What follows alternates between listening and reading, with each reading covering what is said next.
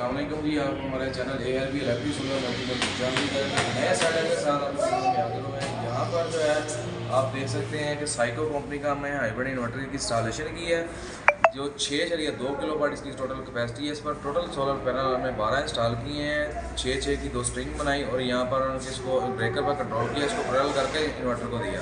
6 solar panel جو ہے C S کیے اور 6 کو سی ایس کر کے دونوں اسٹرنگیں انورٹر کے پاس لائیں۔ کچھ پروگرام کی سیٹنگ ہے، آپ سے شیئر کر لیں۔ اگر آپ ہمارے چینل پر نیو ہے تو ہمارے چینل کو سبسکرائب اور بیل آئیکن کو پش کریں تاکہ ہمارے یہاں آنے والی مزید ویڈیو تک بآسانی پہنچ سکے۔ تو چلتے ہیں سولر پینل کی پروگرام کی طرف، جہاں پر ہم نے اس کی پروگرام کی سیٹنگ کی ہے اس کا طریقہ آپ سے تھوڑا شیئر کر لیں۔ آئی کن کے جو ہے سولر کے اسکرین کے ساتھ آن ہے، سائیکو کمپنی کا 6.2 ہے۔ انٹر کا بٹن ہے، اسی طریقے سے ایرو کے 2 کی بٹن ہے پروگرام کو چیک کرنے کے لیے اور پروگرام سے باہر جانے کے لیے۔ انٹر کا بٹن کلک کرتے ہیں